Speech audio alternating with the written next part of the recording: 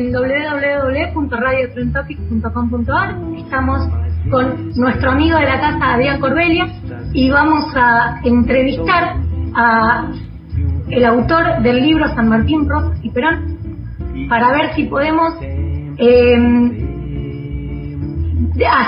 desarmar ese meollo que hay y esa apropiación cultural del otro que hay de San Martín y esa mirada bastante peyorativa sobre Rosas, y ver en realidad qué tienen en común y qué no, 3 hitos de la unidad federal argentina.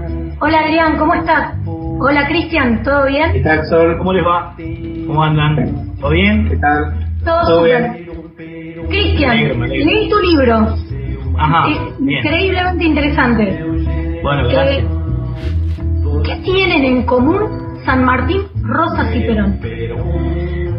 Bueno, es una pregunta ardua que traté de alguna manera de desentrañar en el libro, digamos, porque, claro, como todo en la historia tiene muchos bemoles, muchos giros, digamos, muchas interpretaciones en el medio que van señalando mojones como un poco difíciles de trascender, ¿no? De saltear.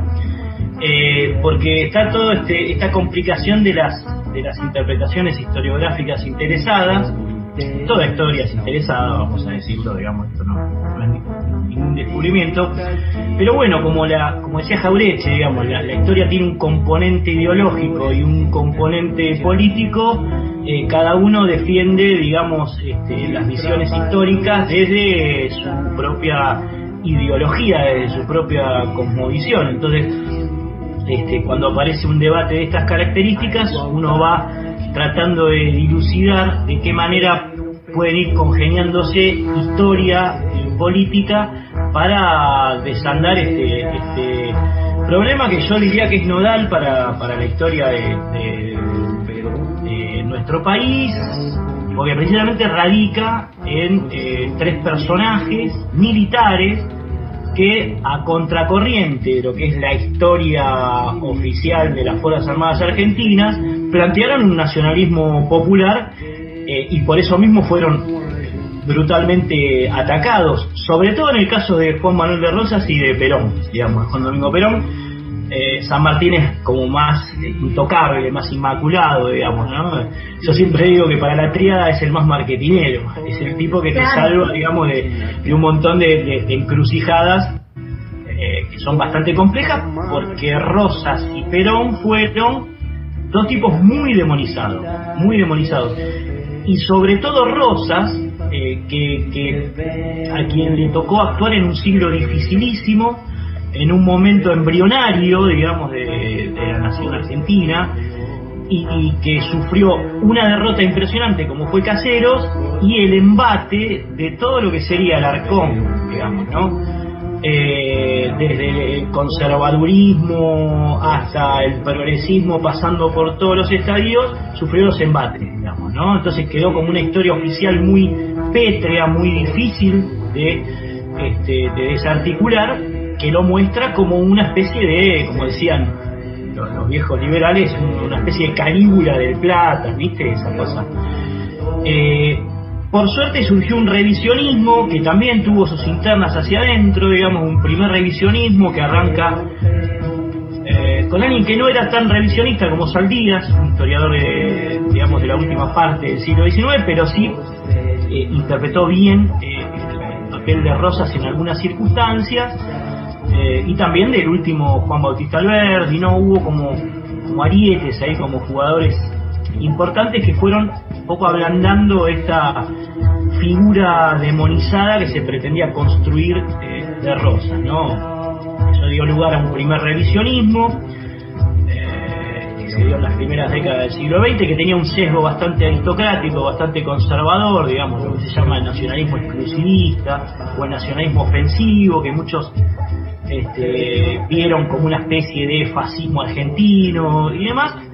Y por suerte, felizmente, se produce un segundo revisionismo, sobre todo con el advenimiento del peronismo, de la mano de Fermín Chávez, de Pepe Rosa, historiadores que ya sí vieron en Rosas, digamos, una figura, a mi entender, mucho más relacionada con la realidad histórica, o con lo que entiendo yo es la verdad histórica, que es el Rosas, digamos, popular, el Rosas de la ley de aduanas de 1835, el Rosas que escribe él mismo un diccionario en lengua pampa castellana para entenderse con los indios de frontera, el Rosas que reconoce, digamos, dignifica a los diversos sectores negros de la ciudad de Buenos Aires. Bueno, empieza una lucha ahí, no solamente contra ese primer revisionismo, que es bastante complejo en términos, digamos, de nacionalismo duro, cerril, sino también con toda la tradición liberal. Y en ese lío uno se mete porque es peronista, y los peronistas no tenemos que meter en lío, sino, ¿viste? Claro, olvídate. Meter no piedras en el zapato, ¿no? Claro. Entonces, bueno, ahí un poco, no sé si contesta tu pregunta, pero es un poco una intro como para... Sí, es muy interesante porque en realidad nosotros podríamos hablar que los tres fueron increíblemente inclusivos para su época. Sí, ¿no? Sí. Luchas de inclusión de una manera increíble, los tres de sus épocas distintas, ¿no? Exactamente, sí. Yo creo siempre que aparecen estas conversaciones, yo elijo resaltar, sin negar la cuestión económica, sin negar la cuestión política, digamos, siempre elijo resaltar la cuestión social. Me parece que lo que más los identifica es esta relación que ellos tienen con las masas, ¿no? Con las sociedades en sus diferentes épocas, y esto es tremendamente humanista de considerar, digamos, a las sociedades o las clases sociales parte de un todo, digamos, ¿no? Precisamente vos diste en la tecla, Sol, esta cuestión de la inclusión. Me parece que es el vector que mejor los unifica como tríada ideológico-política, digamos, ¿no? Después uno puede discutir matices económicos, siempre aparece esta discusión de la economía, sobre todo con sectores más de izquierda, más marxistas, ¿no? El mismo económico, toda esta historia. También se pueden discutir matices políticos, pero creo que en lo social, digamos, esta tríada es como digamos, muy férrea, es como está atadísima de sentido y es muy difícil de rebatir, ¿no? Ahora, Cristian, este hilo justamente de incluir excluidos es lo que te permite superar las diferencias de las épocas, porque son tres épocas muy distintas y alguno te podría plantear, bueno, son distintos contextos, pero este es el hilo que te une a los tres personajes, la inclusión de excluidos, más allá de un montón de diferencias que te puedan plantear que son válidas. Pero hay un hilo conductor claro que viene ya de la época colonial. Yo le decía, solo recién hablábamos antes de empezar, el tema de la diferencia entre vecinos y no vecinos, ese sector que había quedado afuera y que en definitiva empezamos a votar todos y se aceptó que el resultado de 1983, antes hubo golpes, proscripciones, tardó mucho en lograrse, ¿sí? No sé, ¿cómo lo ves? Sí, ¿cómo le va, Augusto? ¿Todo bien? ¿Qué tal? ¿Cómo le va, compañero? Sí, es un poco así, digamos. A mí me parece que hablar de democracia social en Argentina es hablar principalmente de estos tres personajes, de democracia social directa, digo, de participativa, digamos, ¿no? Ver cómo a través de ellos tres, sobre todo en Rosas y en Perón, porque cuando pensamos en San Martín tenemos que pensar en un militar, un libertador también, ¿por qué no? Pero que, si bien tuvo una gestión política, no fue tan trascendente como la de Rosas y la de Perón, ¿no? Él fue gobernador de Cuyo en un momento, después fue protector del Perú, pero, digamos, su principal aporte a la historia argentina, a la nación argentina, son sus batallas militares y, por supuesto, la liberación del continente. Pero en el caso de Rosas y de Perón, juega mucho esto de que fueron dos tipos que hicieron intervenir incluso a los sectores más bajos de la arena política, digamos, ¿no? Porque en Perón esto es indiscutible, obviamente, ¿no? La construcción del Perón tirano está directamente relacionada, la construcción de los liberales sobre el Perón tirano está directamente relacionado con esta idea de que el tipo hizo jugar a todas las personas, digamos, en un contexto de inclusión yo diría, impresionante, ¿no? Inédito.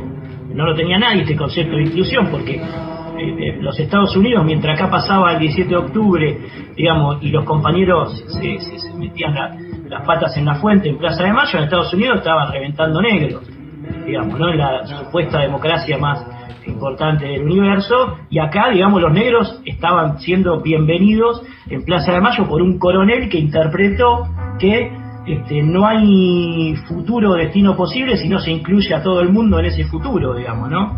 Como decía el otro día, ya hace un tiempo Máximo Kirchner, los números tienen que cerrar con la gente adentro, es más o menos como un correlato de esta situación de tipos que vieron que una sociedad se construye con todas las personas. Que ya con el voto femenino te duplica la cantidad de personas que participan. El voto femenino ya te duplica, y además se incluyó a gente, digamos, a varones que por distintos motivos sociales, políticos, no estaban del todo incluidos. Entonces hay un aumento enorme de ese universo político que participa, eso es indudable. Exacto. Entonces, imagínense que ya a las élites o a los sectores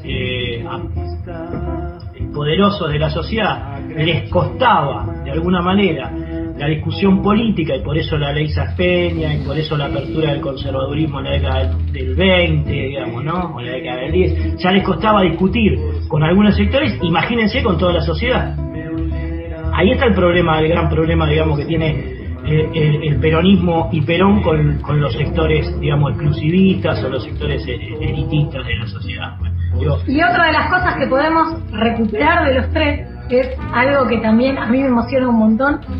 El sueño de la patria grande es otra cosa que los une. Sí, claro, por supuesto, sí, diste en el punto, Sol, porque la patria grande es una idea que está, por supuesto, muy presente en San Martín. San Martín entiende, y por eso son los problemas tremendos que tiene con Rivadavia, que es un porteñista, un porteñocéntrico, digamos, ¿no? En el siglo XXI seguimos discutiendo unitarios contra federales. Exactamente, claro. Y esto del federalismo en San Martín puede extenderse a toda América Latina, digamos, pues San Martín es un tipo que ve en la liberación del continente un destino luminoso, digamos, muy relacionado, muy parecido al de América del Norte, digamos, una especie de Estados Unidos de Sudamérica, ¿no? Hola Marcos, ¿cómo le va? ¿Todo bien? ¿Cómo anda? ¿Te puedo hacer una pregunta? Me apareció Marcos en una... Sí, es nuestro productor. Que nos viene a decir que nos apuremos, básicamente. Está bien. Nos viene a retar. ¿Te puedo hacer una consulta? Él nos pide la hora, él es el referee. ¿Te puedo hacer la última que tiene que ver con inclusión? Sí. ¿Me hablas de la caudilla? Bueno, sí, claro. Encarnación Escurra. Bueno, cuando me ofrecen hacer la biografía de Encarnación, digamos, en la editorial Marea, por supuesto que yo lo pienso no como una continuidad de SMRP, digo yo, de San Martín Rosas Perón, sino como un capítulo, digamos, como un capítulo más del libro, porque ahí aparece la cuestión fuerte de la mujer, digamos, qué papel, qué rol juega la mujer, digamos, en estos tres personajes grandiosos de la historia argentina, y es importantísimo. Por ahí, la mujer de San Martín no tanto, Remedios Caradas es un personaje más perfil bajo, de otras características, pero el caso de Encarnación Escurra y de Eva Perón, bueno, ¿viste? Yo no sé, la verdad. Yo me quedo con tu concepto de que San Martín, Rosa y Perón son el peronismo primigenio. Podríamos llegar a decir que Encarnación es casi una Eva primigenio. Yo sostengo esa hipótesis, tengo discusiones por esa hipótesis, pero la sostengo. Hay muchos compañeros y compañeras que digamos me acompañan, otros que no. Para mí tiene muchísimas características. De hecho, digamos, el epílogo del libro es precisamente trazar una analogía entre ambas, digamos, en las que, si bien reconozco algunas diferencias, ¿no? Hay diferencias más allá de las contrafácticas, como decía Adrián, digamos, una cosa del siglo XIX, otra cosa del siglo XX, más allá de esas diferencias contrafácticas que son imposibles de salvar en cualquier circunstancia. Y del origen social, Eva viene de una pobre, Encarnación viene de una aristocrática, o por lo menos de una, los Escurra son una familia rica, digamos, decía antes. Con alcurnia. Exacto, viene de abolengo, digamos, ¿no? Sacando, exceptuando esas diferencias, me parece que las aunan un montón de situaciones, digamos, ¿no? Esta cuestión de apoyar a sus hombres, de intervenir en política directamente, digamos, la acción directa de Encarnación en las épocas de la Sociedad Popular Restauradora es impresionante, digamos, cómo lidera, cómo organiza, digamos, un grupo de choque como fue la Mazorca para defender a la Federación o la Confederación Argentina de los ataques unitarios, de las conspiraciones de la década del 30 del siglo XIX, de la invasión de los portugueses en la banda oriental, de las permanentes irrupciones de los franceses en los intereses, digamos, del Río de la Plata y demás. Es impresionante cómo organiza un conglomerado político con la clase baja, porque es con la clase baja, va a buscar a los militantes a las orillas, a lo que se dice en ese momento las orillas de la ciudad de Buenos Aires, los márgenes, los arrabales, ¿no? Al tercer cordón de la época. Exactamente. Al tercer cordón de la época, digamos. El tercer cordón de la época. Y es impresionante cómo le responden, el apoyo que tiene Encarnación, que se nota cuando muere en las exequias, está toda la ciudad llorando ahí. Es algo que realmente emociona, conmueve y desestabiliza esta cuestión de la historia oficial, no ya planteada e irrevocable. No es así. Encarnación es un personaje para discutir enormemente desde un montón de lugares, y es terriblemente popular, teniendo en cuenta que ella sale de una clase acaudalada, que puede vivir tranquilamente dándose todos los lujos, viajando por Europa y demás, y sin embargo se mete en ese barro sacrificial de la baja y lucha ahí. Eva Perón haría por supuesto lo mismo. Entonces esto un poco está explicado, desarrollado en el epílogo de Encarnación. Curra, te agradezco que me preguntes por ese libro, porque salió hace poco y nada, estamos discutiendo. Cristian, te comprometo a que vuelvas al programa, así hablamos de peronismo y feminismo. Por supuesto, claro. Bueno, recién esbozamos algunas poesitas. Por eso, muchísimas gracias por tu aporte, muchísimas gracias por participar. Me encantó tu libro, es más, yo el programa de hoy lo voy a cerrar con una frase de Facundo, que la pusiste vos en tu libro. Muchísimas gracias. Bueno, ustedes, Sol, Adrián, Marcos, un gran abrazo a ustedes y nos reencontramos, por supuesto, cuando quieran. Bien, nos vemos la próxima.